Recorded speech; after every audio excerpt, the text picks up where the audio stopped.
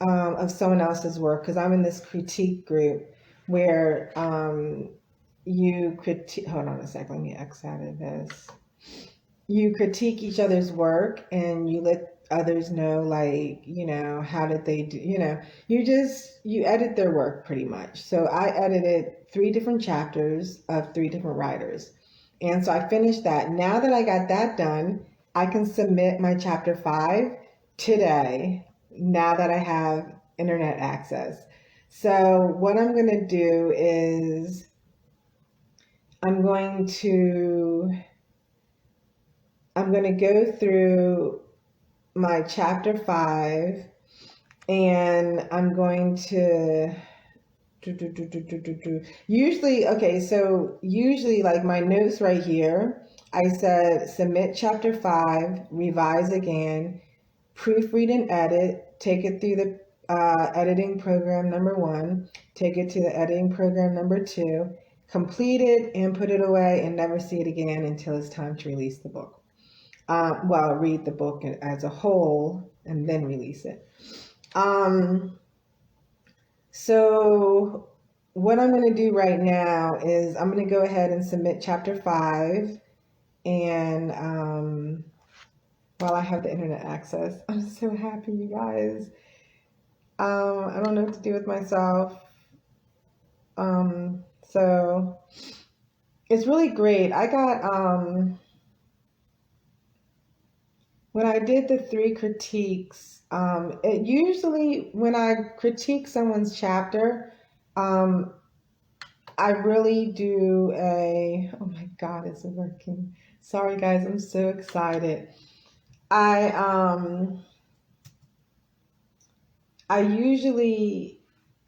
It usually takes me an hour. I don't do it just to like, okay, I need to get 300 plus words so I can get that 1 point so that I can, go to the next chapter and then go to someone else's chapter. I got 3 credits. Now that I have 3 credits, I can go ahead and submit my work. I really go through their chapter and I really edit it. Like I take my time, like an hour, maybe depending on how long their chapter is, it could be like an hour and a half, but like usually it's around an hour. And then they send me a email back, which is really cool. Hold on, let me sign in real quick. I'm so happy it's working. Oh my God. So I got messages from 3 people that I just did critiques for. Maybe I'll open up and read it to you guys. It was really cool what they said. It was really awesome because I always get nervous because I'm like, okay, I hope they don't take things the wrong way because I edit through, like I do line by line editing on their work and on their chapter, and then I sum everything up at the end and let them know how I feel about the book and how I feel about them as a writer. So let's see. So I did 3. One person said, hi to Sean, thank you for creating the bishop and the actress. You spotted some points which improved the story and I'll change them. Thank you very much. I started to look at 1 or 2 recent stories of yours and the system told me that they were very old and I should check with you. Are you planning to put up a new story? Please let me know and I'll do a return for you. Many thanks, Russell. So that was really awesome. So I did reply back to him and I did let him know that I'm about to submit chapter 5. So I'm really happy about that. I'm glad that my critique was, very helpful for him. So that was awesome. And then the next person's critique, I got an email. She said, oh my gosh, thank you so much, Tashawn. I have plenty of things to learn, but my biggest problem is the way I talk and write. I'm Texan, and we naturally use 10 words when 2 will do. And I'm trying so hard to get better. Your suggestions are so helpful. On top of that, I read your bio. Wow. I really hope you'll come back, Stephanie. That was really awesome. Let's see. So she sent me, and then I got another email from one of the critiques I did. It's coming. Let me hit the backspace again. Okay, it's not liking me. Okay, here we go. And then the next one said, dun, dun, dun, dun. Oh, I gotta go back to the mailbox.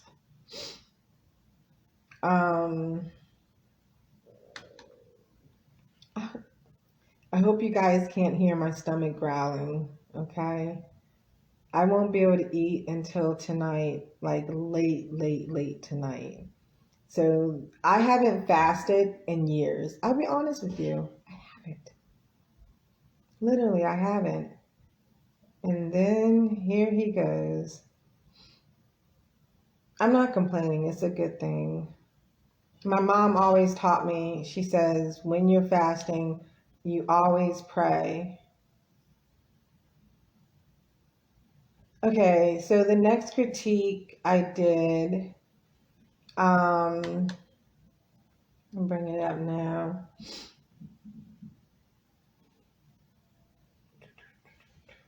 I think the lighting is kind of, I don't know. I guess it's okay. I'm using my tablet instead of my cell phone because last time I was on my Facebook Live, I was using my I was using my cell phone and the cell phone died. Then I let it charge and then I used my cell phone again and then it died again. So I'm using my tablet. My tablet is charged. So yeah. And so this one, that critique is coming up. Okay, so she said, thank you for reviewing my story. I appreciate all the grammar help and especially punctuation. I had a professor tell me once that he could not understand how I could write so well and do commas so frightfully. And unfortunately, I still do. If it were not for Grammarly, you would have really been busy with the chapter. Oh, that was so cute. That she used Grammarly before she submitted her chapter. This book is an aside. My real sweetheart is my book titled Waking Moments, but I've been working on it for 35 years. 35 years. So people take years to write their book. Like I started writing mine in 2014. There's nothing wrong with that at all. You know, it's 35 years, 50 years, 10, 20, whatever years. It's okay. It doesn't matter how long it takes for you to write your book. So just write it, no matter how long it takes. I thought I was going to release my book this year. I've been saying this year for years and like, it's going to be this year. It's going to be this year. And every time I have to push it back. And then that year I push it back. And then that year I push it back. This year I'm now pushing it back to either April or October. My goal is to go for April 2023, which is Sexual Assault Awareness Month. October is Domestic Violence Awareness Month. So I am pushing for April. Is that possible? If I work really hard this year, I can do it. If I work really hard in the next couple months of next year, I think I can do it. Even though I say that every year. But this is the year, next year, that I really want to release it. And let's see. So 35 years. She said, and it started to be too much for me to handle. I'm sorry it took so long to get back to you, but we are on vacation and I promised my husband no computer time while relaxing. So Thank you again, Susan. So that was cool. And then I replied back to their messages, which is really cool.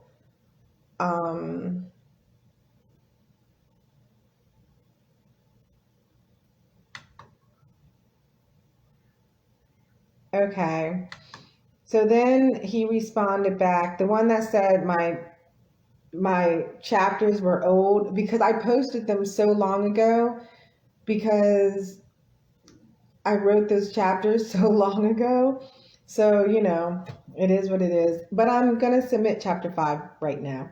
But anyways, he said, "Hi to Sean Marie. Thanks for your message. I'll keep a lookout for taken, wounded, and fled. When it comes up and give you my thoughts again. Give you my thoughts. Thanks again, Russell." So I'm really excited. I already have one person that wants to critique my work, my chapter. So what I'm going to do, I'm going to go ahead and open up chapter 5 just to take a peek at it.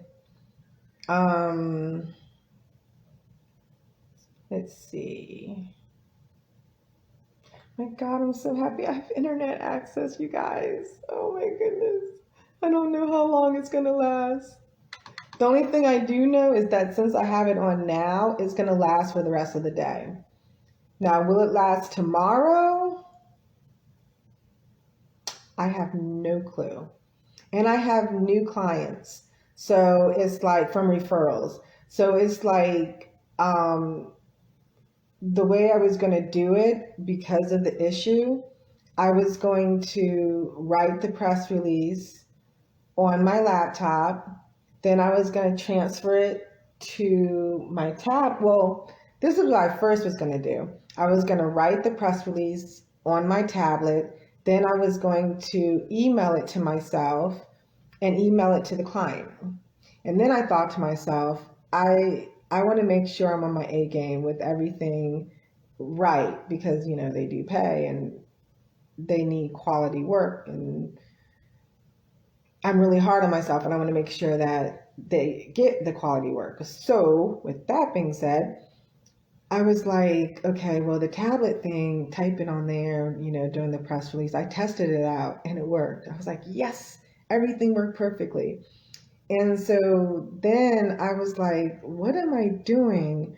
All I have to do is type Word doc from my laptop, put it onto my USB drive, go to Office Depot, print, send it to my email, and then I can open it up on my tablet, check it all out, boom, boom, boom, boom, boom, and send it to my client. And then I can I can either use my tablet and submit it through distribution, which I don't think I would want to use my tablet to submit to to submit to distribution, because once their press release is out to like the world, because it's like it goes national and it goes global, like it goes local too, it goes everywhere, regional, you name it. So what was I gonna say? Oh, so if I mess up at all, like maybe spell a word wrong, I can't change that. So once it's out there, it's out there. I cannot fix any errors, and a lot of times I find out when my clients, like, they have to review it before they approve it and say submit. A lot of them, they just look at it, they see that it's good. I don't think they even read it, because after I get it, I find mistakes that I made. And I'm like, oh my goodness, how did they miss that? You know what I mean? Because I missed it. So if I got, another set of eyes, then hopefully they won't miss it. But then it comes back to me and it's approved, and then I go through it again I find mistakes and I fix it. Then when I put it up for distribution, I go through it again. I might find a mistake or so and I fix it because somehow I missed it before.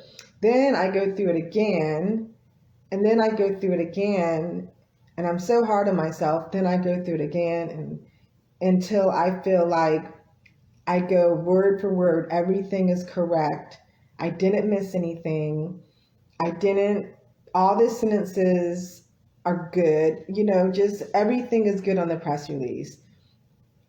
And I make sure that, you know, there's all the facts are there. You know what I'm saying? Because on a press release, it has to be nothing but facts. If there's stuff that's not facts, you can get in big trouble. So, with that being said, I make sure that everything is legit and then I distribute. So, I was going to go to the library to use the computer to do the distribution for it because I was afraid to use my tablet because my tablet is a certain size, of course, and if I use my tablet, what if I'm not able to upload like their YouTube video? Or what if I'm not able to upload, you know, one of their pictures and feature the correct one? Like, I don't know how my tablet is going to work with this. And plus, I got to pay for it.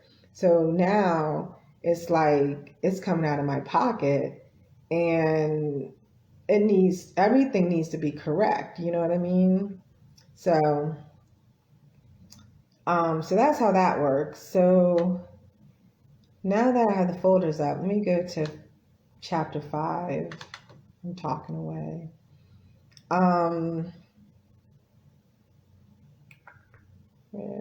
Okay, so here's chapter 5 right here. So I'm going to go to it, make sure everything is everything. Chapter 5, hold on, it's coming up any day now.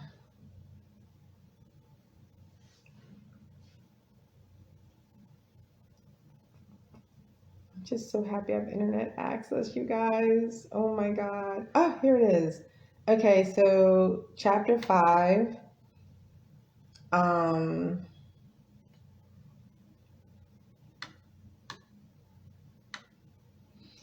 it's 3,446 words and it's 13 pages.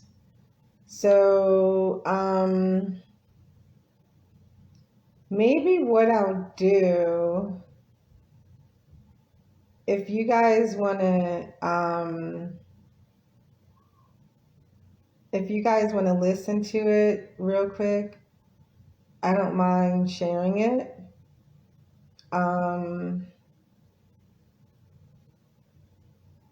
Yeah, maybe I'll go ahead and do that. Well, no. Let me submit it first to be on the safe side. Then I'll do that. Okay, so I'm just double checking.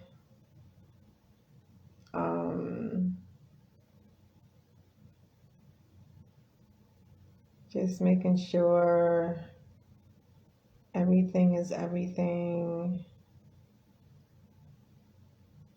And everything looks good so far. Okay, so now when I submit chapter 5, it's going to tell me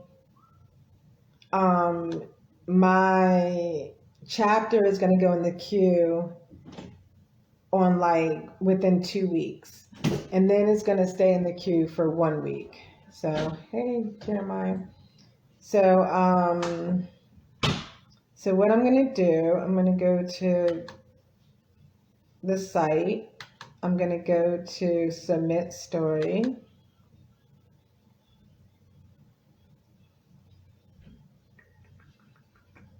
Hold on a second. And I'm going to submit it under general.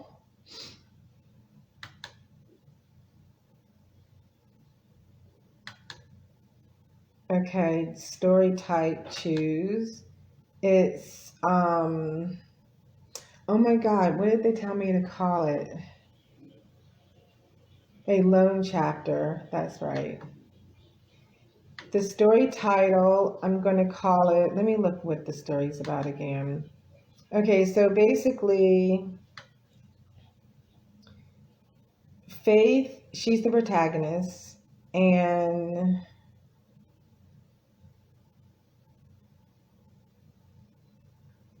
she is currently being abused by Garrett, which is the antagonist, which is her trying to be ex-boyfriend right now. She's trying to break up with him. But he's not wanting that to happen. So basically that's going on.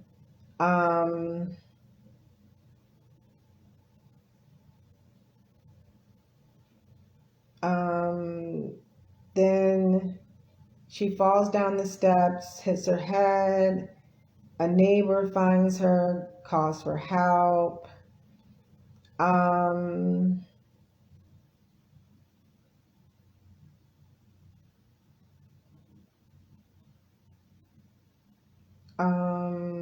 Yeah, so basically that's what's going on.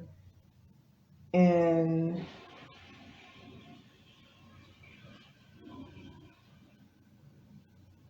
she goes to the ER, and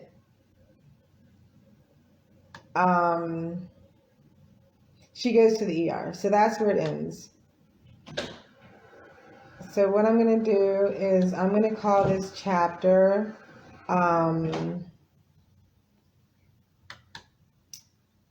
the story title is going to be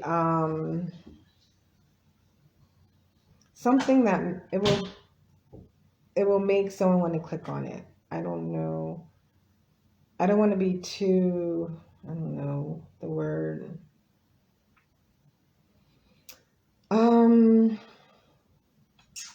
Story title. Faith fights back, because she does. The whole time she's being abused, she's fighting back. She's trying to find ways to get away from him. She's, you know, she's trying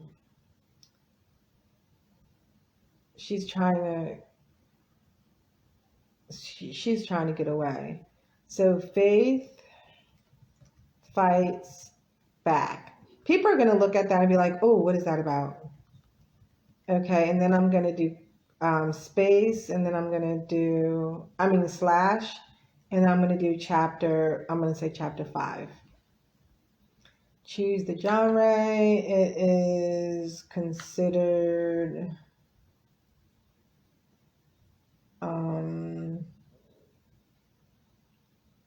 I'll put on the hold on a second.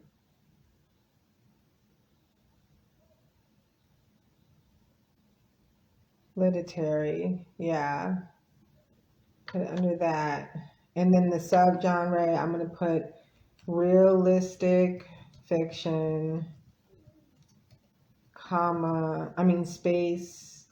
slash, I'm going to put auto fiction. It means the same thing, but people they know it by either realistic fiction or auto fiction. So the content advisory, I'm going to put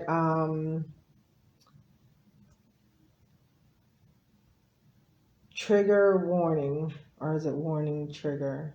Trigger warning, yeah. Trigger warning. I'll put in parentheses, with the space, I'll put domestic violence. Okay.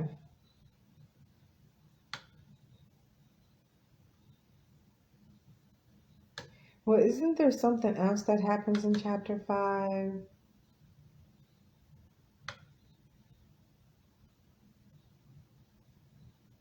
Um,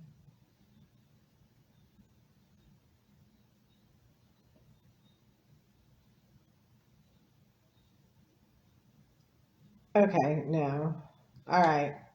So I'm going to go back here.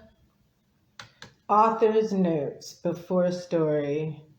I'm just going to say Faith is in an abusive relationship, and she goes to her soon-to-be ex-boyfriend's house to break up with him, but he doesn't want to lose her. No, but he doesn't want the relationship to end.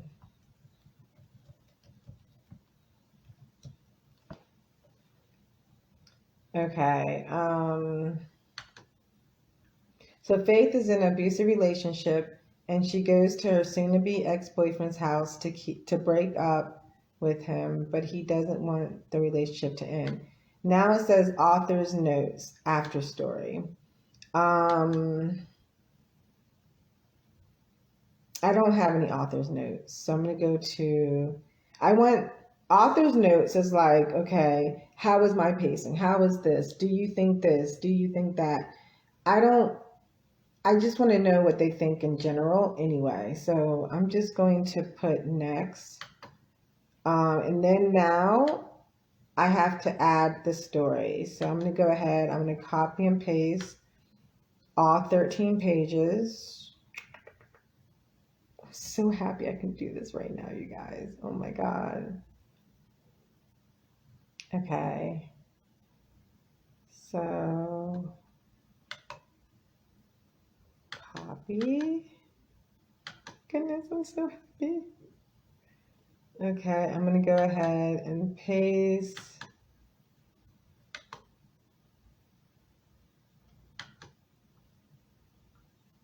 Okay, so it's on there.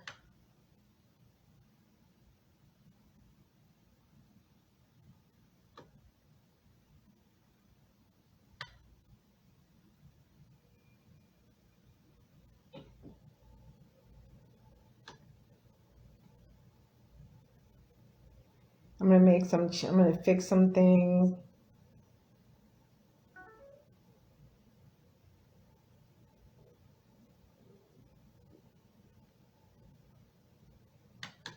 Real quick.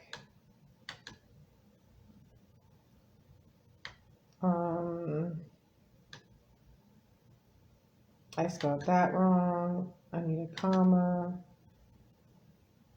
comma.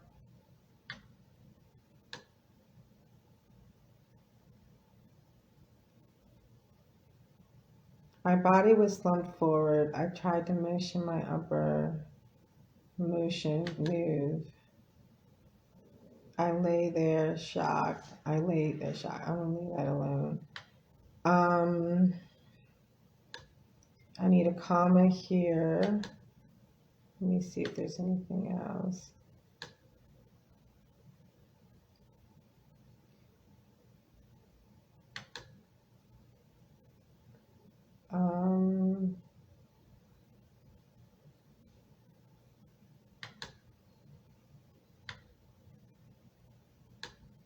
I need a comma here.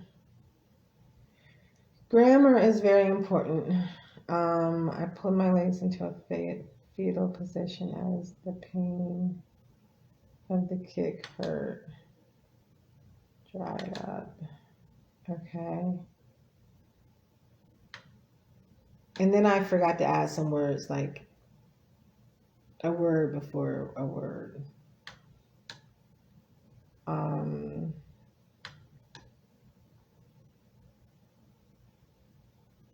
That should be a comma.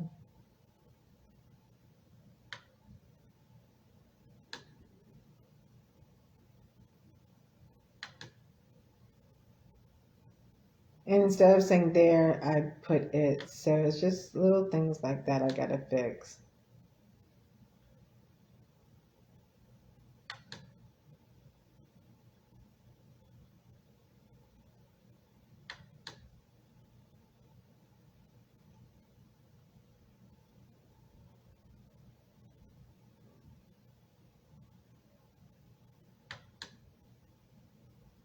But I'm gonna keep that by.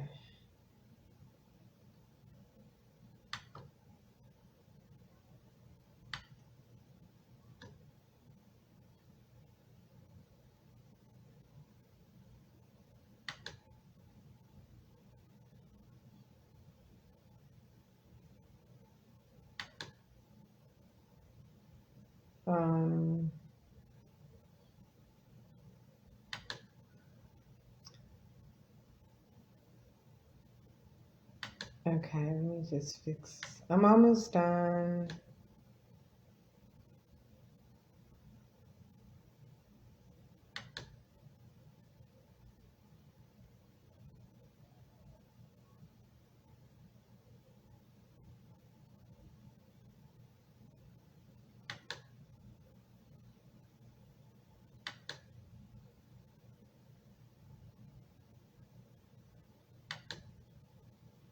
I cried again, blamed for him being locked up.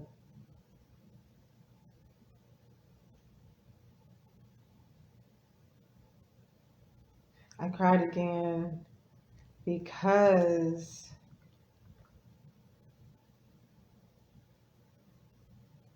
I was blamed for him being locked up. Okay. Let me see if there's anything else. The pain in my eye. The what if and that. What if and that. Goodness, I made a lot of mistakes here. Do I need bleeding on the inside of my head? Do I have bleeding on the inside of my head? The paramedics pushed me on the stretcher, not in the stretcher. It's like this little stuff like that. I heard a voice on the right side of me, not to the right side of me. Thank you, comma, I said.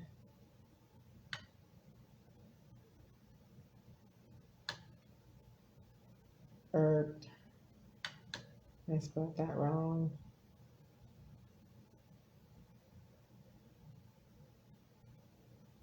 And others. Fast pace. Needs a hyphen. I always do in instead of on. She wheeled me in by turning my bed around, first to go in the room, into the room, backward, not backwards. The thought of having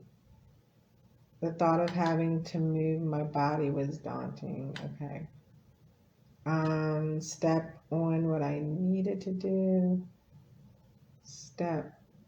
She didn't physically help me, but explained to me step by step what I need. Oh, I can delete on. But to suck everything up and take the pain. Pushed it out of the room, not the room. While in bed,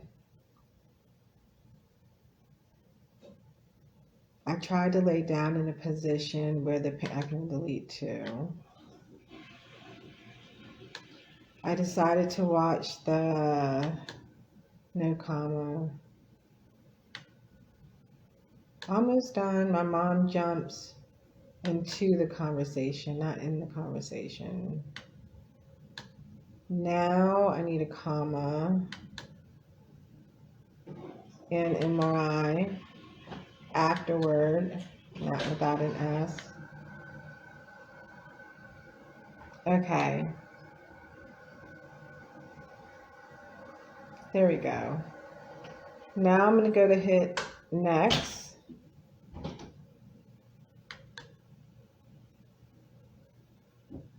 The story contains offensive language or material. No. Only experienced members can critique the story. Only critters who have submitted a full critique before can view and critique the story. No. I think there's no offensive language. Wow.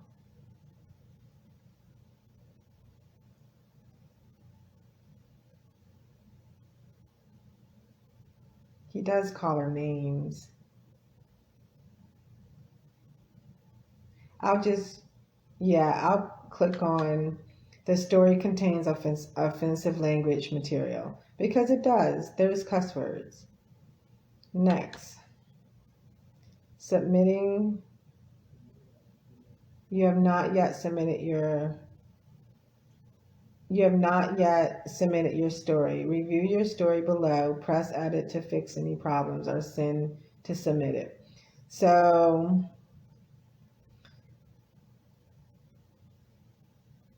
I'm going to go down to look at it.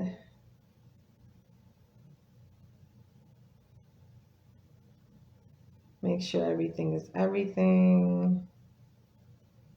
Real quick. I'm just scrolling all the way up. Okay, good. So now I'm going to go hit submit. Okay, so it says the next date that people can review they can critique my work or edit my work is September 14th. That's a long time away. So I'm going to go ahead and hit submit. Your story has been submitted into general. Your submission costs 3 credits and you currently have 0 credits. It's okay. I won't be submitting any more stories yet. Your story will be up for review on September 14th. Make a note of that. Okay.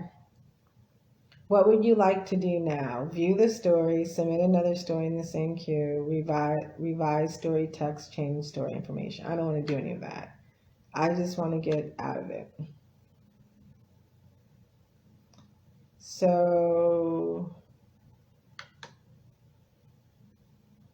now that that's done, I need to go to, you guys like this? It's a new journal that I just started. I don't know if you can see it with the light. Here we go. Find yourself and be that. Isn't that pretty? And it has clouds. I just started using it. Hey, James. Oh, thank you. J. Rob is in the house. How are you doing?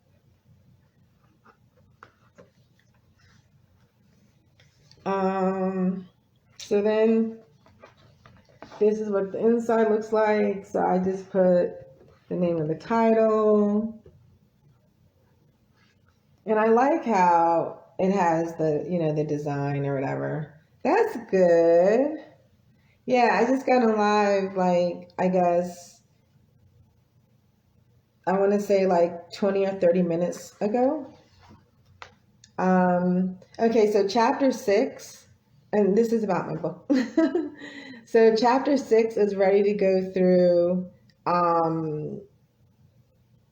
the 2 editing programs that I use.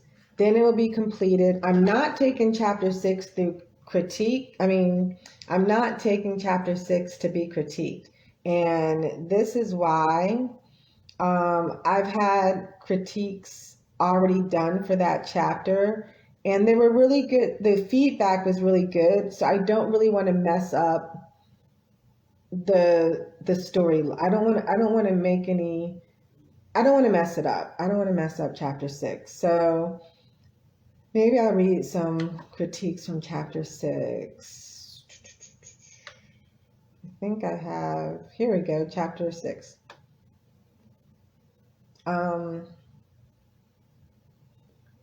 Okay, here's one. So chapter 6 was, the critique was done December 6th and December 9th of 2019. So that was like a long time ago. But the feedback was like really awesome. So let's see.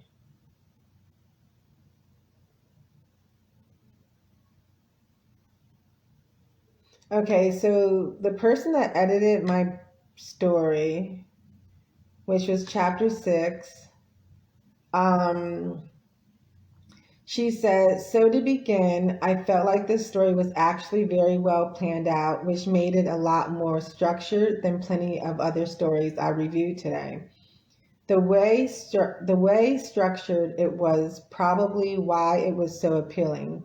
Anyways, as you said you wanted feedback, I will start by correcting a little typo that you may not have noticed. How is that possible? You just stayed there and didn't leave. She looked at me. I don't think you needed that. Oh, okay, back to her. I don't think you needed the part in your line. This is just a small mistake, so it actually is fine, but be sure to fix it. I also really like the way you had your plot done. I feel like you wrote the story to raise awareness about rape and how like women shouldn't have to keep on proving themselves. I haven't actually read the other chapters, but I will definitely read and comment on them after I finish this comment.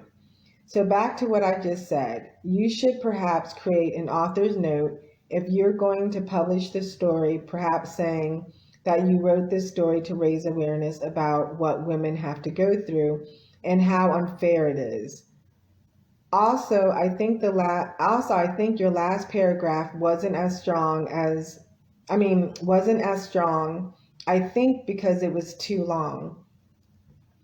You should not change the content of what you wrote, but I think that you should separate it into the smaller chunks. I think it really makes the reader more interested, and the layout of your story will, in general, look better. Let me scroll down some. Finally, I think that there is one more improvement that you should make, that is to improve your title. I'm not sure what your title says, I am Faith. Why your title says I am Faith. That's because I am Faith. So that's why I titled it that. If it is the chapter title, then I guess it is pretty good. But then if that is your story title, it is not so good.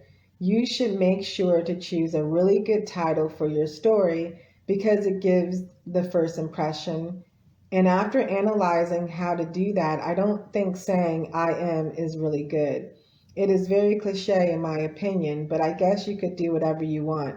Anyways, I thought that overall it was an interesting story, and I will definitely read and comment on other chapters. Let me see if she put anything at the end. Nope, so that was the beginning of everything she wrote. So basically, I took her advice, and as you guys know, I did change the title. The title is Taken, Wounded, and Fled. There we go. So, and I agree with her. So yeah, so that was a good critique. I have another one from chapter 6.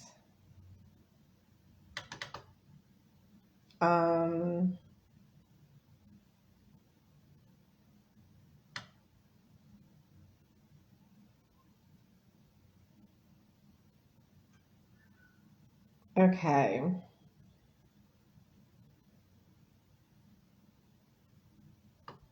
Okay. So I just read your 6th chapter where she's in the hospital and I decided to comment on the past chapters because I found your ideas very interesting. The other critiques have mostly pointed out your content mistakes as they all did in line reviews. So I wanted to comment on your ideas and plot itself, like overall how your writing ideas can be improved and also how good they are. I think that compared to the last chapter, to be very, very honest, it was more predictable. I think that you have a great idea here, only like it is very cliche, and I can really predict what happens. In your newest chapter, it was a lot more interesting the way you left off, the way you left off with a twist. But this story is what we call a classic one, like the one which you can easily predict. I'm not really sure. Hold on, I am not really sure how you should change it, but I really think that you should think about making your ending a lot more interesting because this hooks the reader and makes sure that they continue on to the next chapter, wondering what is going to happen next. And for your first paragraph, I think that you should definitely separate the first sentence because the layout looks better and it makes your entire idea just seem better and more readable. And in the last sentence, you should separate it because it seems more interesting. Now, see, she said the same thing as the other woman about separating the end chapters because it seems more interesting. Okay. Now I'm going to point out some good things about your plot. I think it is really interesting the way you present your ideas. It seems like you have a good novel. I would be really interested in reading your next chapter. I'm not sure whether this is relevant, but your novel writing process is kind of slow. This was published in 2018, and the next chapter was published at the end of 2019. Some people don't understand that it could take people years to write a book.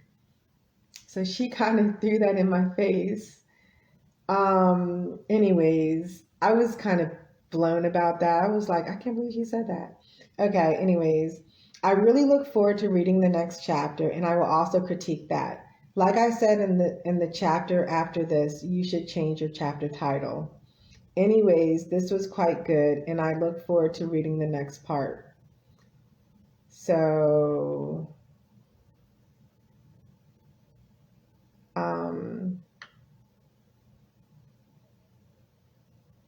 oh, whoops. I'm sorry, guys. She critiqued another chapter, but this wasn't was it chapter 6 that I just read?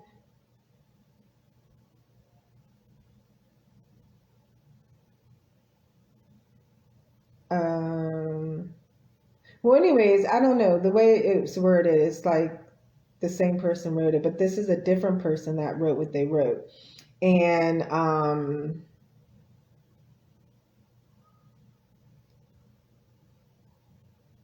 oh, okay. So Samantha, she critiqued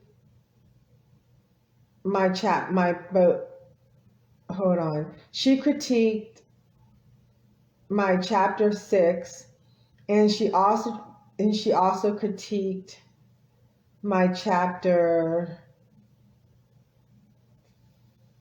I guess it's 5. Yeah, I guess she basically, I got confused for a second. She did 2 critiques. Okay, so basically I'm going to go into what I'm going to do. I'm going to go into, so I'm going to read to you guys the chapter 5 critiques, and then I'm going to let you guys listen to chapter 5. And it's already been submitted because I have internet access. Finally, after a whole week of not having it. Oh my God. Okay. So, chapter 5 critiques. Chapter 5 was called, the critiques were called um, Faith Tries to End the Relationship. And Samantha, that's chapter 5. She already wrote it. Critiqued it. So I'm going to go to the other critiques. There were 3 other critiques for chapter 5.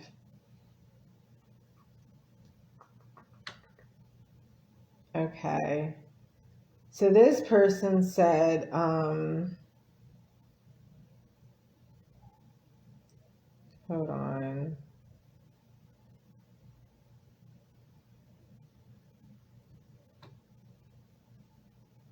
Here we go. This person said, hello to Sean. Thought I'd take a look at this.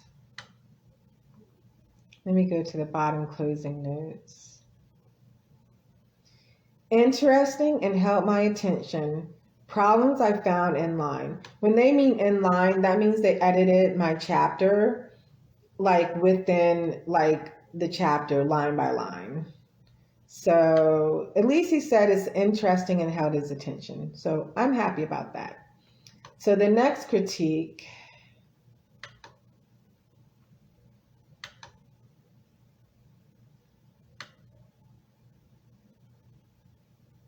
Okay, so the opening comments, she said, or she, I don't know. This is going to be rough, so let me preference this. I like the story, and I like Faith as a character here. Most of my issues are just with the narration. Additionally, the later half is much stronger and actually pretty terrifying. While this wasn't a problem for me, I might consider a content warning. I did that, you guys, for chapter 5. You guys, the trigger warning, I did that this time.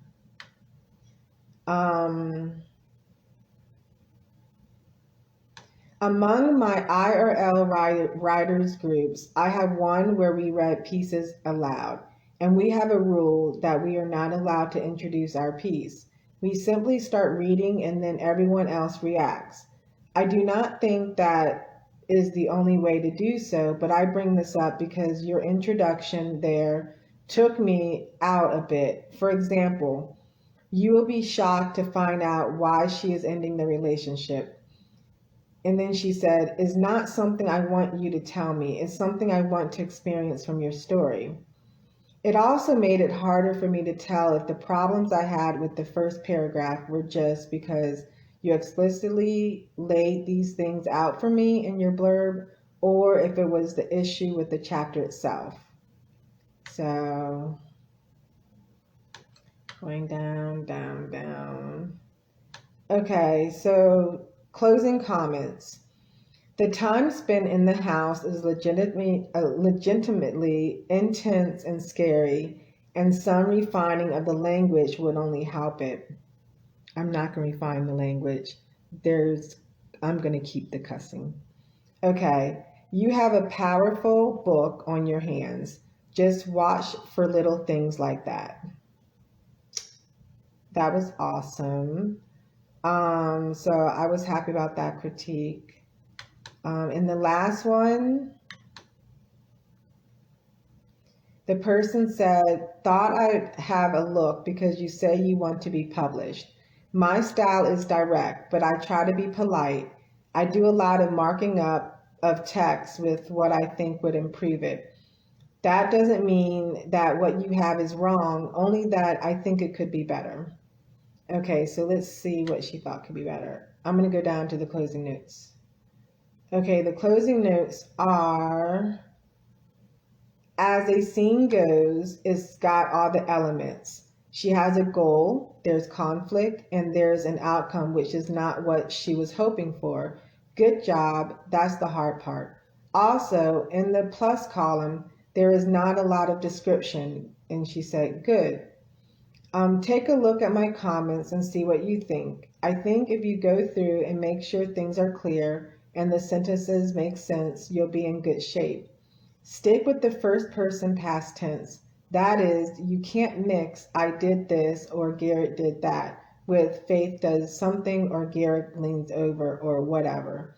I didn't harp on punctuation too much, but before you submit to an agent or a publisher, you should have a professional line edit if you can. Good job and good luck with your writing. That was a good critique. So I made a lot of changes to what they suggested in the end lines of of critiquing my chapter.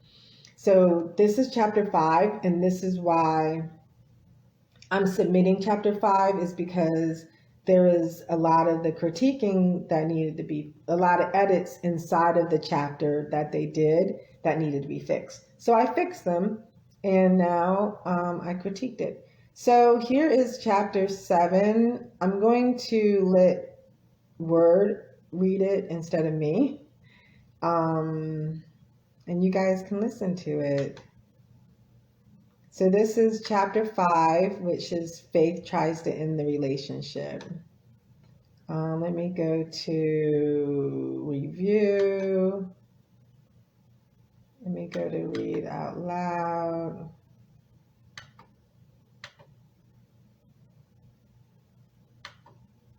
I think I want to change the voice, maybe.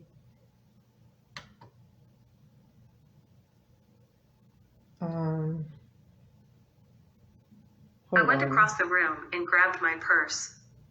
When I attempted... Okay, so I'm going to start again. Here we go. It's starting from the beginning and it's going to the end. So. I went across the room and grabbed my purse.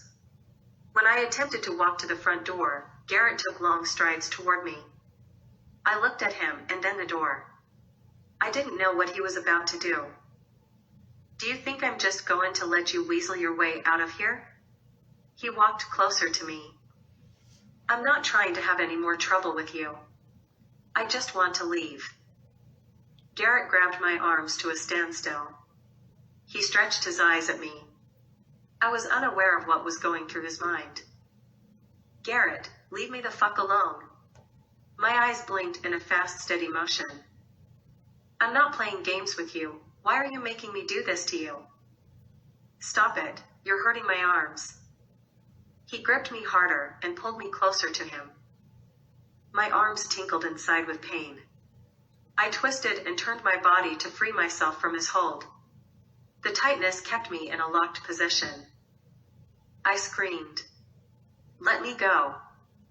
Shut the fuck up, bitch. Garrett, let me go right now. I stretched my right arm out as hard as I could. He loosened me, grabbed my hand and twisted it until my purse fell. I screamed in fear. Get off me. Garrett punched me out of nowhere. My body slammed against the front door. It happened so fast I didn't see it coming. I bent over with my hands over my eye. I turned my neck and saw Garrett pacing the floor while pounding his fists on his forehead and chest. It scared the hell out of me. I unlocked the door and stormed out. Help, I need help. I screamed. Help me, somebody. I cried in pain and confusion. I held my eye flushed in tears. My body was slumped forward. I tried to motion my upper body to a standing position. When I took the first step down the stairs, I lost my balance. I tumbled down the 6 flights of stairs. The back of my head slammed on the floor. I lay there shocked. My body ached, and I drifted into a fainting state. I felt nothing. I noticed a woman in a blurred effect. Are you okay? She asked. Oh my gosh, your eye. Hold on, I'm going to pause it right there. I'm not going to say 6 flights. I'm just going to say flights of steps. Whoops. It's really good. It's really good to have Word read what you wrote, because then you can fix things. So I just want to take out the word 6. Okay. I felt nothing. I noticed a woman in a blurred effect. Are you okay? She asked. Oh my gosh, your eye. No, I said with a faint voice. Who did this to you? I'm calling the police. I'll be right back. I heard fast-paced footsteps to my side coming toward me. Baby, I'm sorry. I didn't mean to do this. Garrett said as he kneeled on my side. Get up and back inside. We don't need the police in our business. Garrett walked behind me and put his arms underneath my shoulders to pull me to a standing position.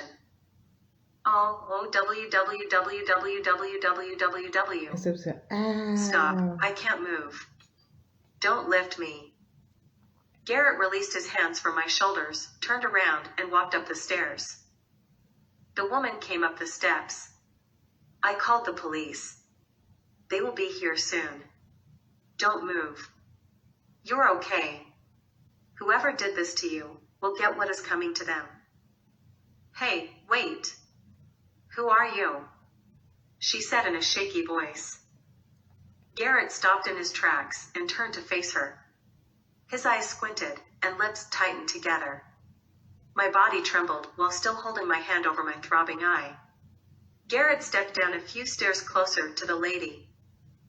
None of your damn business. Now go back down to wherever you came from. Garrett crossed his arms and hands. The woman continued to stay. What do you want, lady?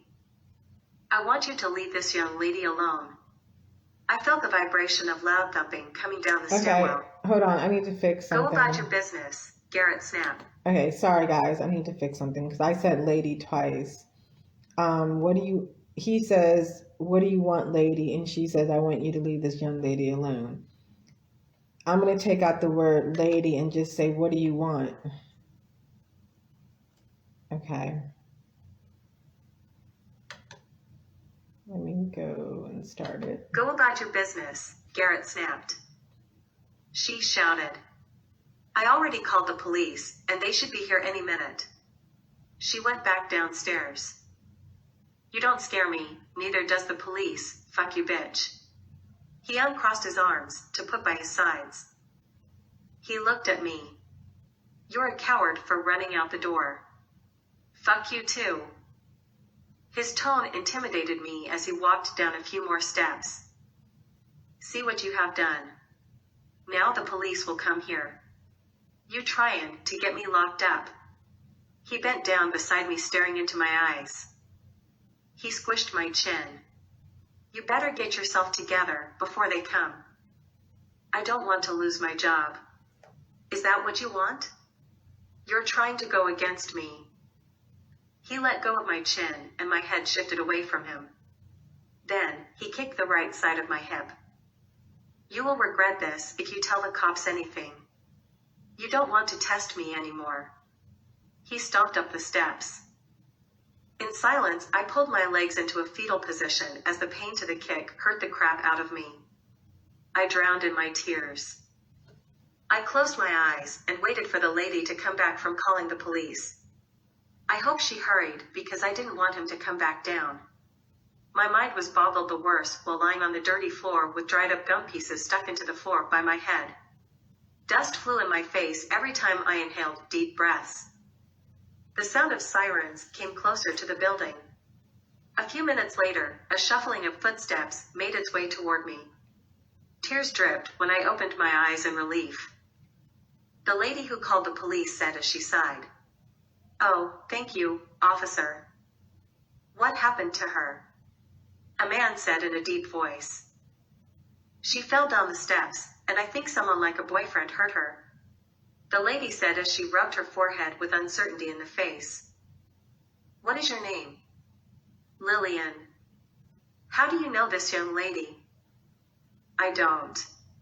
I live in the building.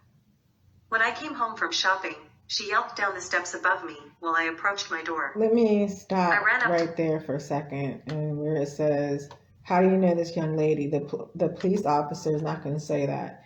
They're going to say, How do you know her? All right, now I can go.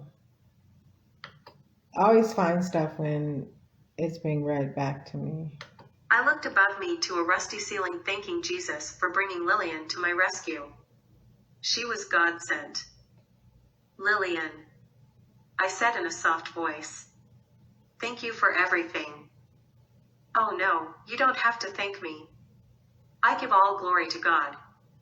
If you don't mind me asking, what happened to you? An officer said, please step to the side. You can talk to her later. We need to speak with her. If you need me, I'm here for you.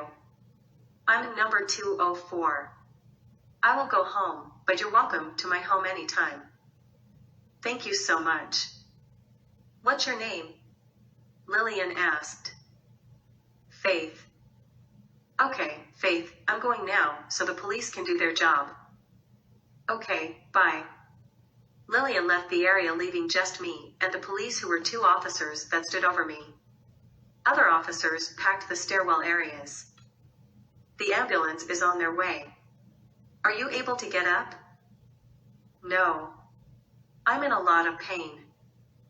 That's fine. I'm Officer Kendall. I will ask you a few questions. He takes out his pen and pad. I looked away, wondering what questions he would ask. What if Garrett comes out of his home? He has already done enough as it is. I was safe with the officers, and that's all that mattered. I needed to tell the police. It's obvious that I can't protect myself. He won't get away this time. I can do this. He should pay for all he did. I will make sure of that. Officer Kendall asked me questions about what happened and wanted a description on Garrett. I told him as much as he was giving me the time to do, because he kept cutting me off to the next question. It annoyed me, but I continued to answer his questions. Within 15 minutes, the ambulance arrived, and they lifted me on the stretcher. Now, questioned about what happened by the paramedics. While during the medics helping me, the officers pounded hard on Garrett's door. Open right now, the officer demanded. The officers waited and knocked on the door again. One officer pulled out his metal stick hooked to the side of his pants to slam it on the door. Garrett opened the door, and the officers barged inside. From a flight down the steps, I startled hearing the noise. My body shifted side to side on the stretcher while going down the stairs. I'm going to stop for 2 seconds just to let people know that if you've been in a domestic violence situation, I mean, not if you've been, but if you are in one, when there's a domestic violence situation, the cops have the right to bust through your door, regardless. They don't need a warrant. Usually, in a lot of cases, you don't have to open the door for police. They need a warrant to get in and stuff like that. But with domestic violence, they can bust in your door to get the person that hurt you. All right, I'm gonna go ahead and go to one of the sentences.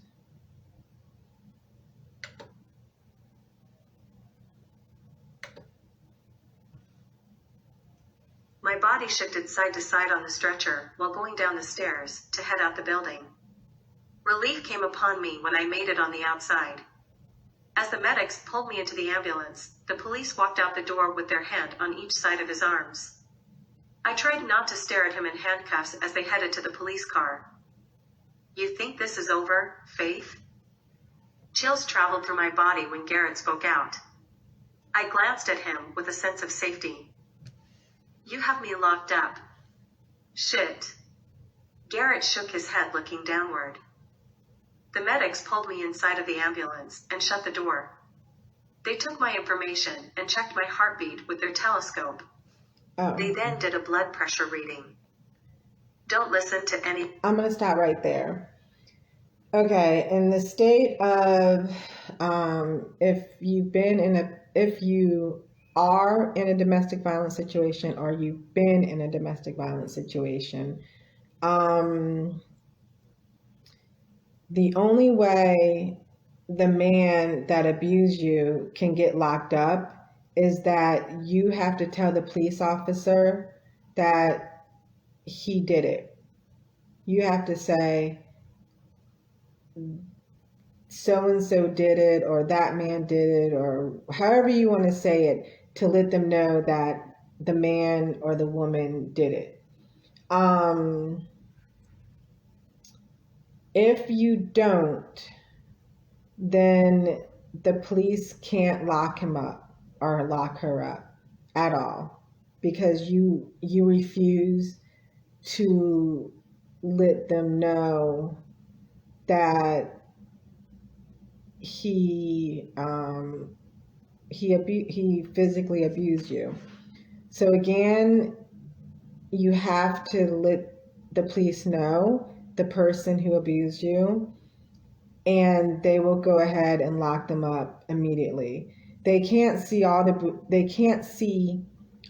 bruises on you, and they ask you and you tell them, like, you refuse to tell them, then they just have to, like, attend to you and the ambulance, and all they do is they're going to tell you, since you don't want to tell them, then you need to go get help from, like, a domestic violence unit that's at the that they're located around different areas, and they'll say you have the right to still go to the police department and report him. It's never too late to report him. They'll say that. And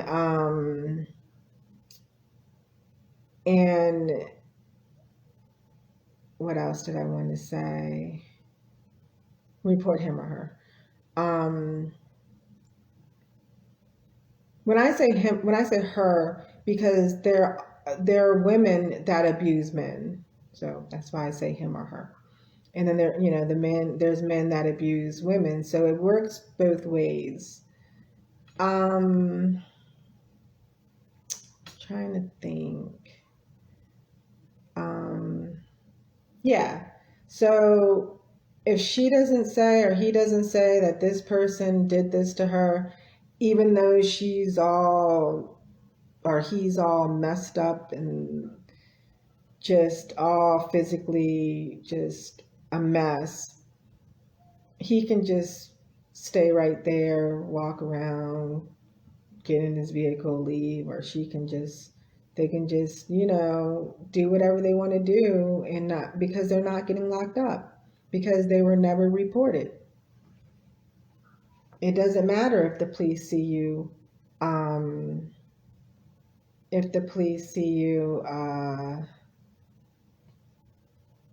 messed up.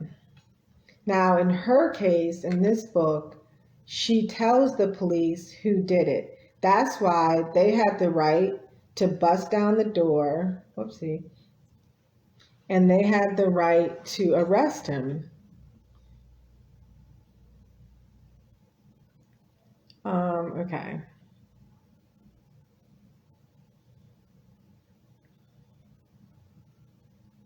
I'll start here. The medics pulled me inside of the ambulance and shut the door. They took my information and checked my heartbeat with their telescope. They then did a blood pressure reading. Don't listen to anything he said. He is trying to scare you, the medic said. He is scaring me. He is getting locked up for the first time because of me.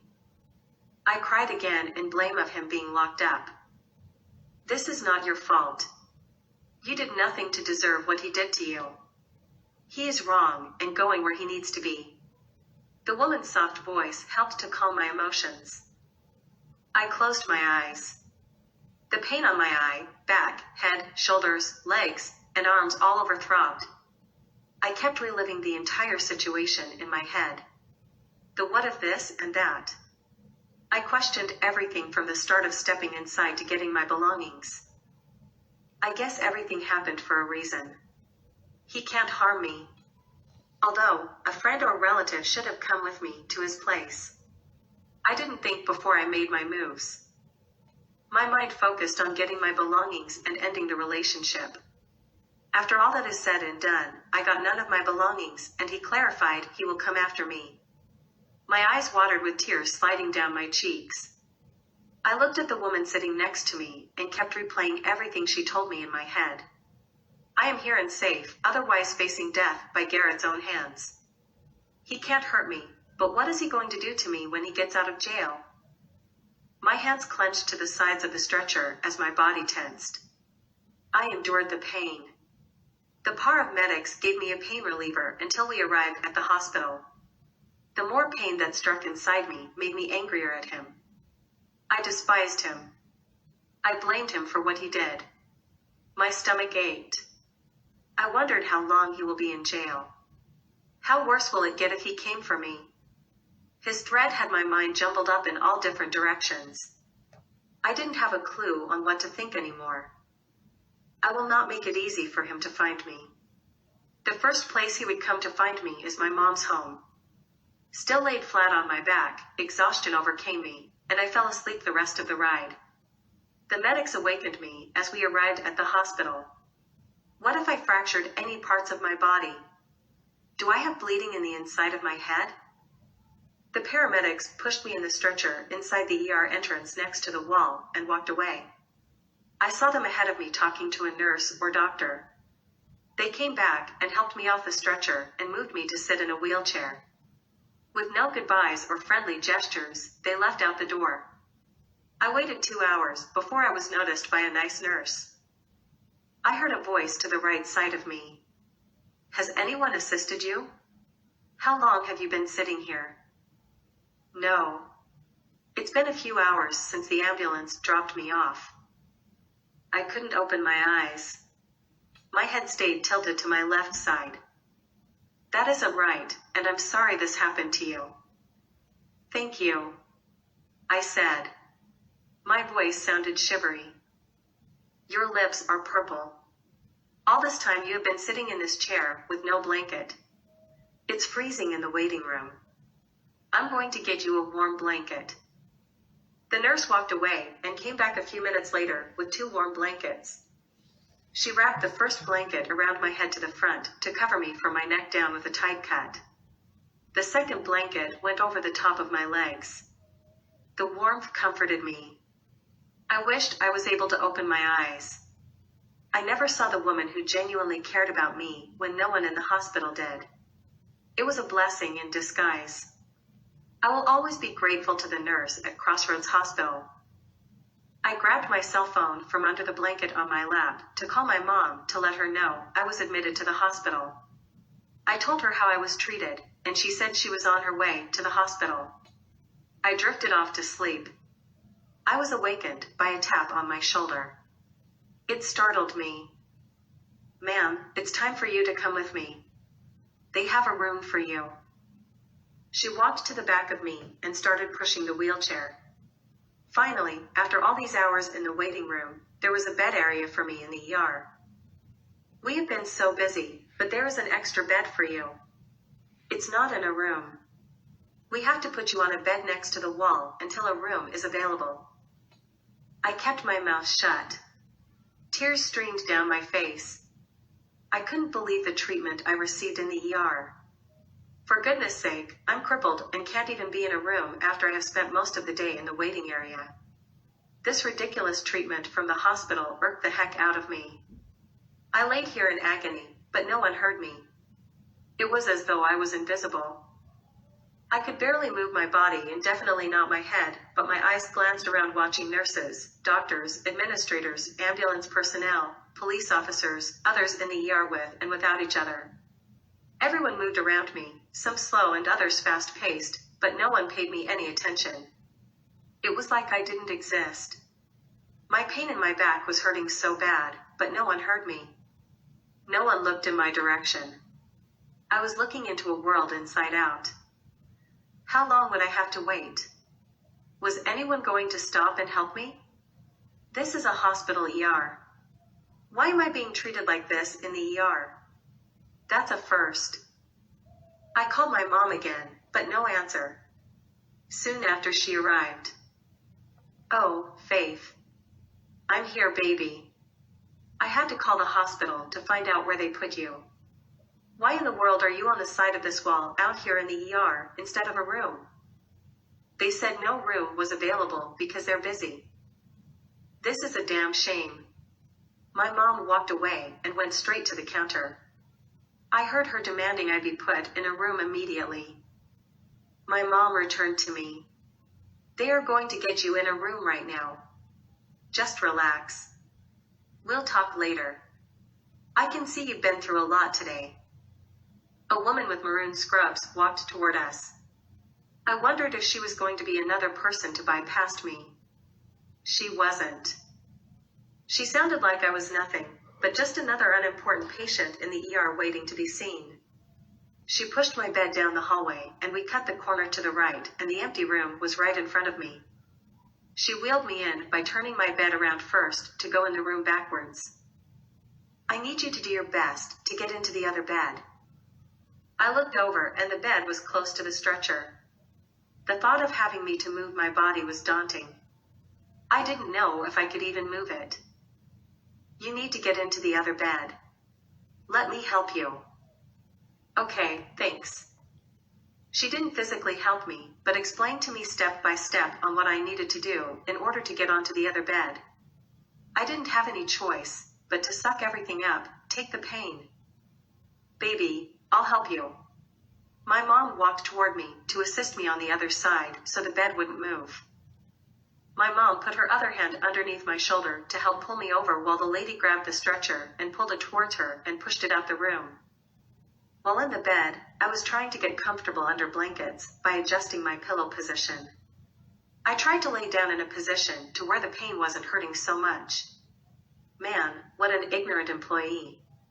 She treated me like some shit. What is this world coming to?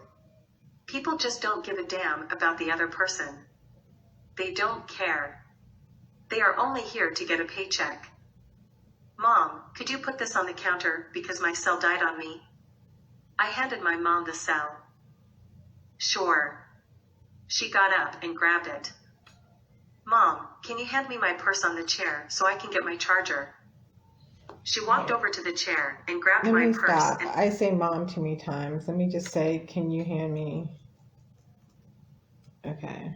Can you hand me my purse in the chair so I can get my charger? She walked over to the chair and grabbed my purse and handed it to me. I went inside it and took my charger out. I handed it to my mom so she could put it on my phone and in the socket next to the counter. I felt naked without my cell, so I found a controller that has the option to turn the TV on and off and change the channels. I flipped through channels to find something that sparked my interest.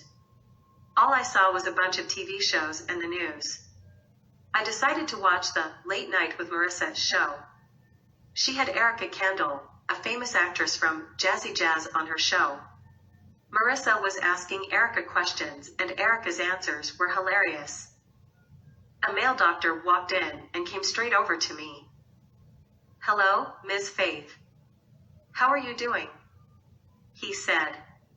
He had a chuckled grin. I sighed. Not good after all I went through today. I'm Dr. Nectar. No one came in to give you N4. Ivy. My mom jumps in the conversation. They sure haven't. That's the first thing they should have done immediately when Faith came into the room. My mom looked at the doctor with a stern face. He shakes his head. I'll go get a nurse so she can hook you all up. He turned and walked away. Now this? They never hooked me up to N4. Ivy. This is patient neglect. After N4 was put on me, a doctor came in and did an EKG on my chest to check my heart. Then eventually, I was taken to the X-ray department to have exams done for my body and an MRI for my brain. Afterwards, I was pushed back to my room and given pain meds. I repositioned myself again because my back had pain that felt like someone was punching me that was never released from my body. I moved my pillow down so my back with the bottom pillow rolled up. The part where the pain hurt had subsided, and I was able to refocus back on the television. My eyes drooped, but I tried to keep them awake. Hello. I heard a soft voice from a lady dressed in blue jeans with holes in the front and a pink t-shirt, holding her purse wrapped on here in front of her body. She eased her way closer to me and stood at the edge of my bed. You're Faith, right? Yes, who are you? I turned my body to face her more. I'm Daphne from the Sexual Assault Support Program at the Fight for Women organization. Okay, so that is the end of chapter 13. I mean, chapter 13. It's 13 pages in this chapter 5. The reason the sexual assault lady is there is because in chapter 4, Faith was sexually assaulted. She was raped in chapter 4. So that's why that woman came at the end. And I ended it like that at the end because I want my reader to go to the next chapter and find out why is Daphne, not why, it's very obvious on why.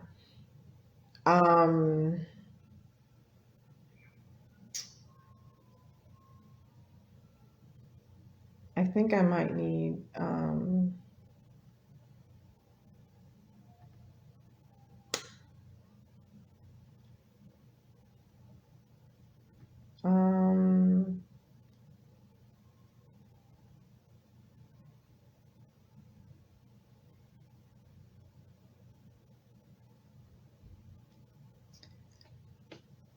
I don't know. I think I might need to. Well, I think I'm going to need to add something to the end of chapter 5 because I don't feel like that's a cliffhanger to where the reader is going to want to go to the next chapter because it seems like the chapter 5 has not ended yet. But the good news is that I submitted chapter 5 to the critiquing website. I'm going to get critiques on September 14th, and they'll be able to tell me what they think about the ending. And I kind of already have a feeling what they're going to say. But it's too late. I already submitted it. Oh my God. Excuse me. I am so tired. But my goal today is to write my book until 9:10 tonight. That's my goal. So, done with chapter 5 because that's been submitted. Now, what I need to do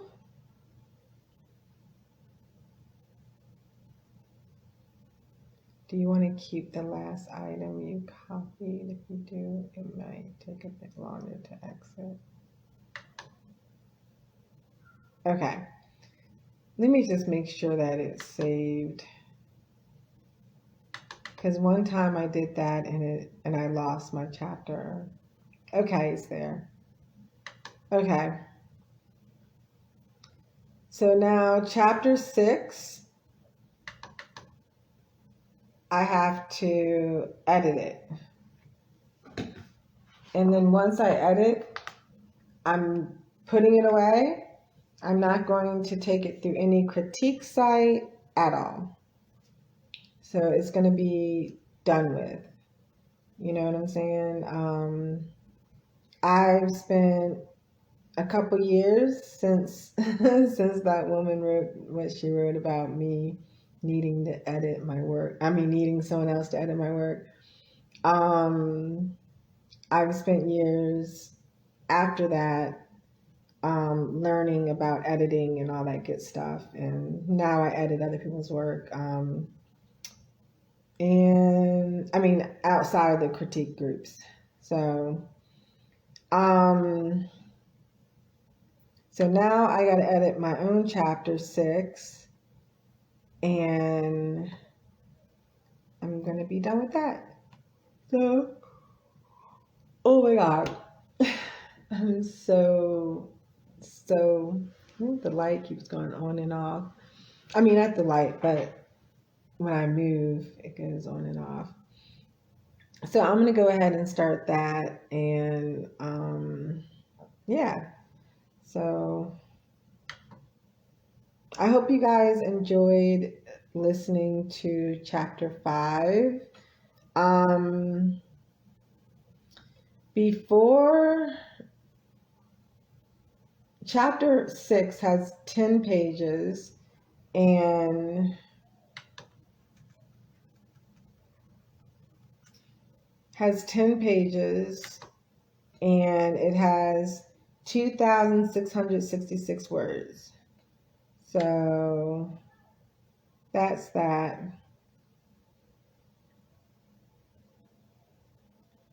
I guess what I'll do before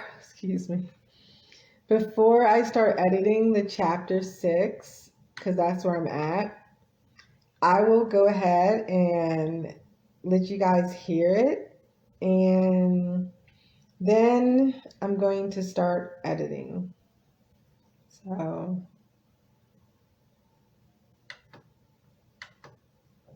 excuse me. I'll go to review. Again, this is like really helping me read aloud because I'm able to catch things that I wouldn't catch if I was reading aloud. You know what I mean? So it's a good thing.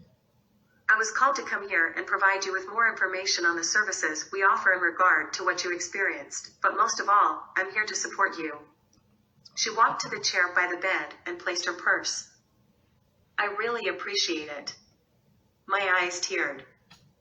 I'm so glad you're here because I have to go back to work. The employee has to leave early, so I have to get back. My mom stood up and gave me a hug. This young lady is going to stay with you. You are in good hands, thank goodness. Baby, I wish I didn't have to go. My mom squeezed her arms around my body. Really, Mom, it's okay. If you need anything, you know I'm a call away. She loosened her arms from around me. She turned her body in Daphne's direction. I'm glad you're here, Daphne. Please take good care of her while I'm gone. No worries. This is exactly why I'm here. To be here for her. Thanks, Mom. My face had no more tears watering up. I didn't want her to feel guilty for having to leave.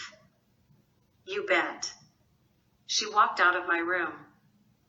I really appreciate it. My eyes teared again. Daphne handed me a red folder. This is for you. It has information that will be very helpful to you.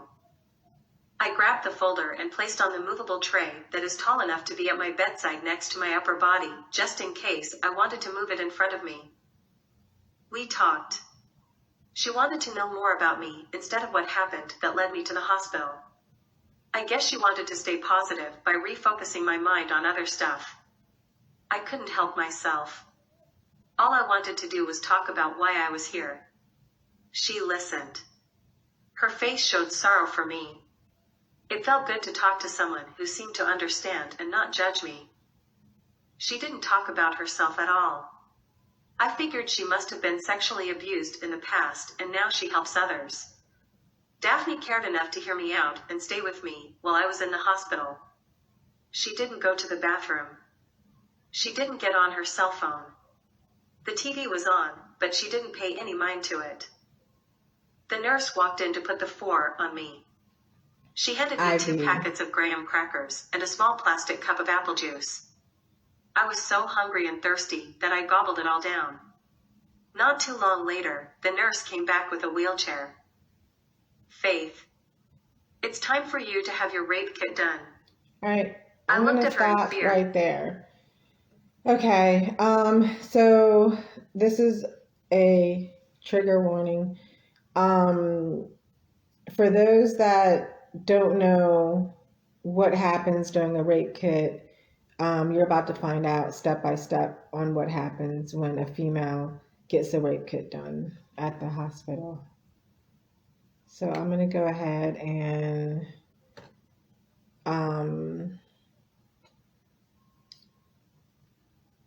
let you guys hear about what happens when a woman gets a rape kit done. I looked at her in fear and my hands gripped the bed railings as I pulled myself up. I turned toward Daphne to see if she was going to get up, but she didn't. Aren't you coming? I squished my face in uncertainty. Daphne smiled.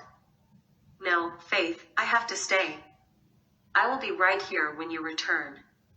It's going to be all right. You hang in there. I made my way to the wheelchair with the nurse's assistance. She pushed me out of the emergency room through the double doors that led to another wing in the hospital. The room we stopped at was very large.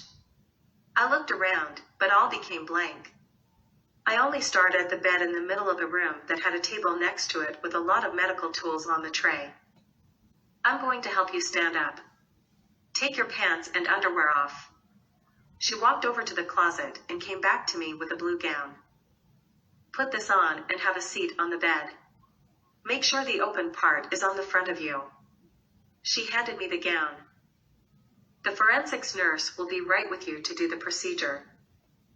Okay, thank you. I said with a crackled voice as I attempted to do what she asked. The nurse took the wheelchair and walked out of the room. I did as she asked and then sat on the bed. My body was shaking on the inside. My hands glued together with an up and down motion on my arms under the patient robe to keep the goosebumps down. I didn't know what to expect. The words replayed in my head.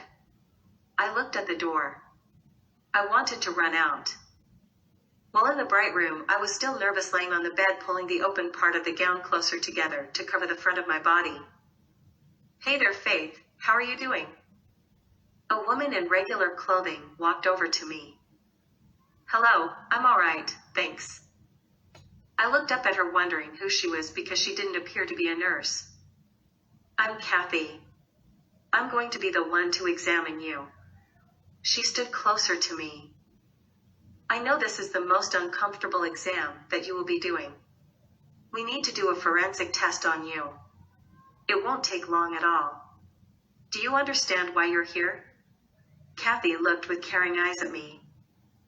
I'm getting a rape kit done because of what my ex-boyfriend did to me. It feels like I'm going to go through it all over again. Tears streamed down my face. Kathy held my hand in a sincere gesture. Oh, darling, I completely understand what you're feeling. It's normal after experiencing what you went through, and I'm sorry you were hurt by your ex. It's going to be okay. A lady with dirty blonde hair and a skinny body wearing a white scrub jacket over regular clothing walked into the room. Kathy, here is the form she will need to sign.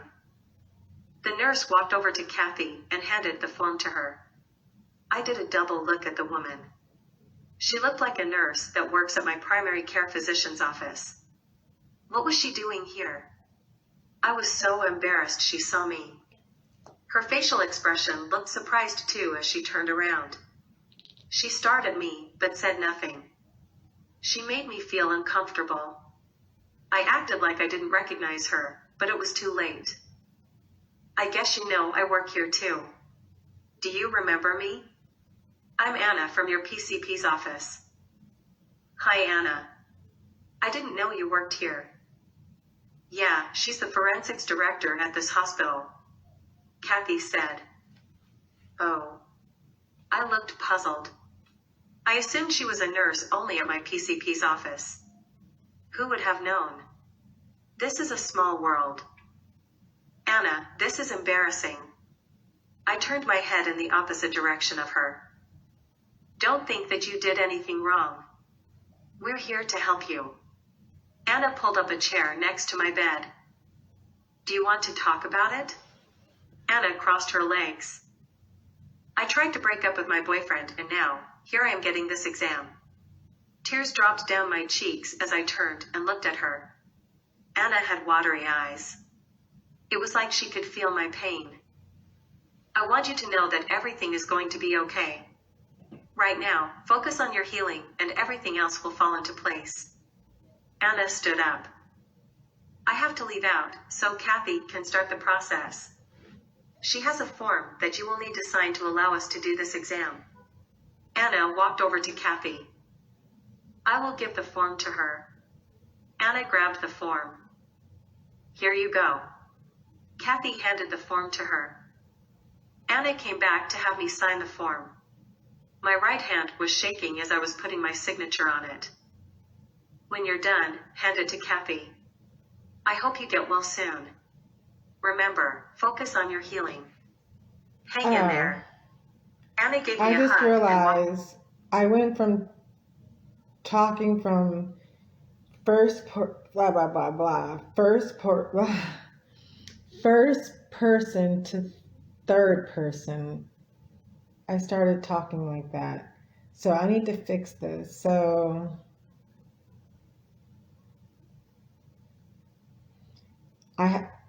she says I have to leave out so Kathy can start the process. She has a form that you will need to sign to allow us to do the exam. Anna walked over to Kathy. I will give the form to her.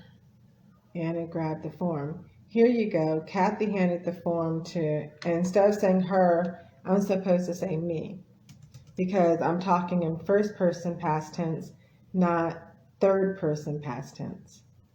So Kathy handed the form to me.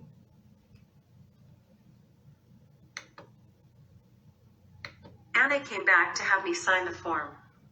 My right hand was shaking as I was putting my signature on it. When you're done, hand it to Kathy. I hope you get well soon. Remember, focus on your healing. Hang in there. Anna gave me a hug and walked out the room. Okay, Faith, it's time to get started. I know you don't want to do this, but it won't be long. Bring your body down to the edge and put each foot into the side holders and spread your knees apart. I did as she said. The butterflies started kicking in. I hated this exam, and it hasn't even started yet. While my legs were spread open, my mind wandered into space about what Garrett did to me. My body tensed. I'm going to now insert this, and you'll feel a pinch for a second. I shook my head. I looked up at the ceiling wishing it was already done, and she was just getting started. I felt the pinch. I closed my eyes. I could feel the swab scrape around my insides, and then, before I knew it, within about 30 seconds, it was out of me. You're doing good, Faith. We're almost done. I now have to take another swab and insert it into you. You won't feel anything that will hurt. Kathy grabbed the swab and continued with the exam. My eyes were watery as I stared at the ceiling. She picked up a different swab for a moment. Faith, I'm proud of you for the strength you have made to make it this far. I have to do the last insertion, and it's over. She had put the swab on the table next to her. I can't wait for this to be over. I sighed. I'm going to insert my fingers inside of you, and we're done. She put on gloves. This is where it became closer to when Garrett was inside of me. I couldn't take it anymore.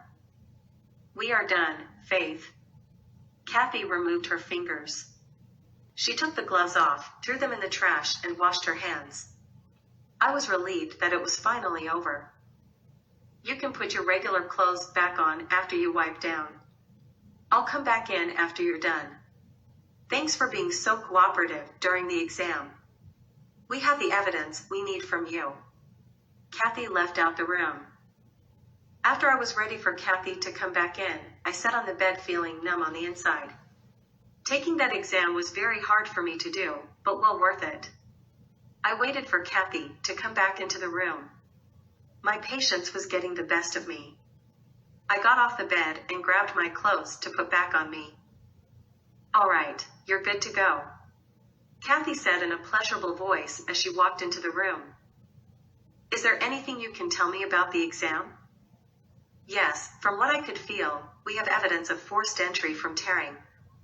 I won't get back the rest of the results from the swabs till later tonight." Kathy looked at me in sorrow. I was relieved she was able to tell me some of the results, but still hurt inside when it was confirmed by the forensics doctor that he did rape me, because my mind had me second-guessing everything. I was bent out of shape with everyone that I had to talk to, and I wondered if they believed me or not. There was proof, and now everyone had to believe me, because all along I was telling the truth.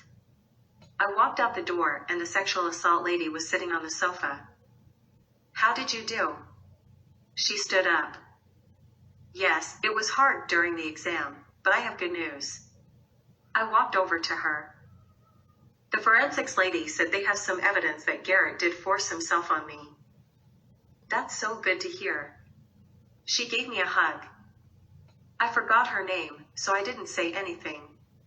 We walked back to the room. "Do you still need me to stay, or are you all right?" She turned to face me at the entrance of the room. How can she possibly think I'm all right? There's nothing fine with any of this. She blew me when she said that to me. She obviously may have not experienced something similar, because if she had, she would know I'm not all right. "I'm good. You can leave," I said when I walked into the room. "Thanks for being here with me. I appreciate it. You were very helpful." I looked at her to show her I would be fine by a slight smile. "Well, great. Don't forget to read through everything in the folder I gave you. It's helpful resources. I'm sorry this happened to you. It's best to seek help for your healing. Take care of yourself." She walked out. "All right, thanks. I will do so. Bye." I slid up into the bed, not knowing what was to happen now. My mom came back to the hospital. How much longer would I have to be here? Hours passed before anyone came back to check on me. I was sleeping during the wait and awoke by Dr. Nectar and the nurse. He was holding a back brace. "Do you feel like you want to hurt yourself?" the doctor said. "No, why would you think that?" I looked puzzled. "We have to ask. It's a standard question." "Oh, okay. I want you to know your results from the exams and testing came back." He looked at the papers in his hand. "You have a sprained spinal back injury," the doctor said. Earlier my back was hurting so bad, and no one seemed to care every time I told the nurses how much pain I was in. They saw I was in excruciating pain, and they didn't even give me more painkillers. They just said, it must be the way I've been laying in the bed. I knew there was more to that. The nurse came closer to me after Dr. Nectar handed her the back brace. "Let's get you to your feet so I can put the back brace on you."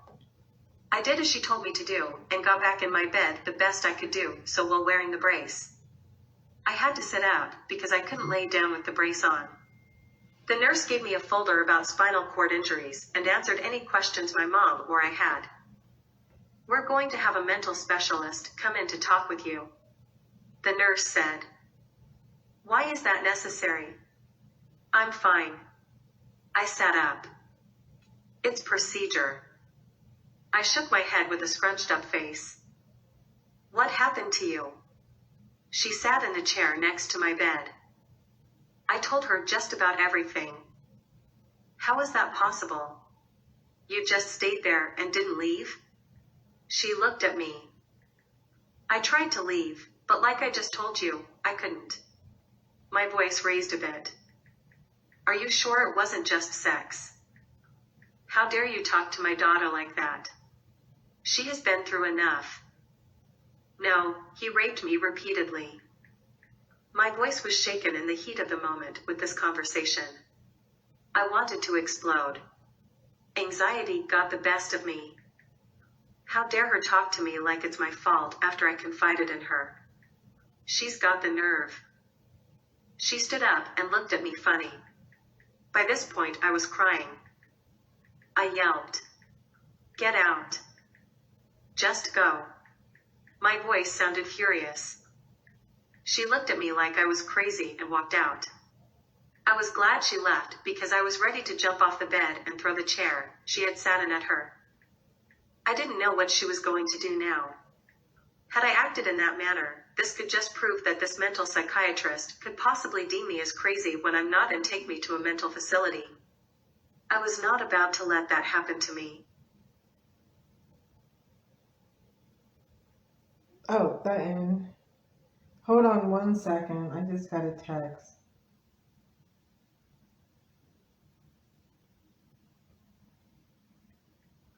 Give me 1 second.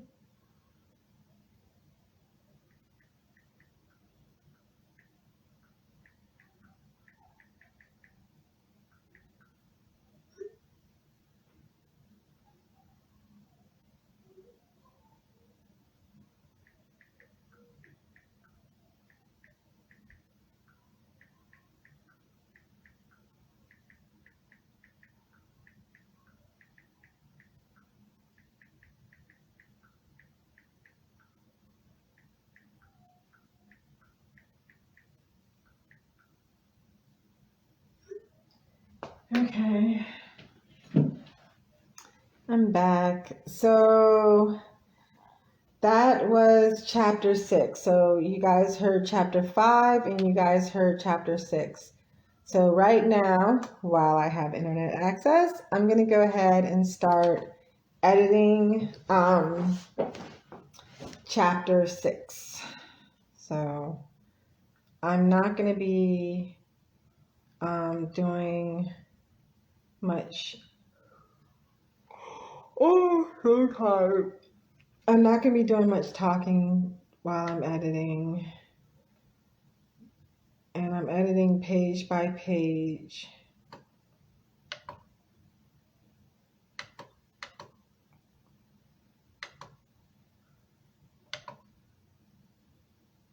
First, I'm going to look at my style.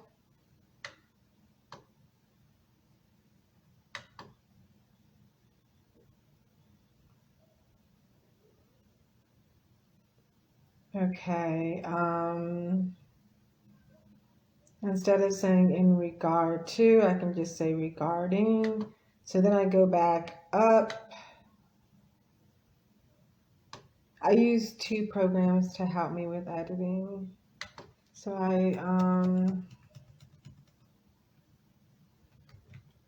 it's really helpful.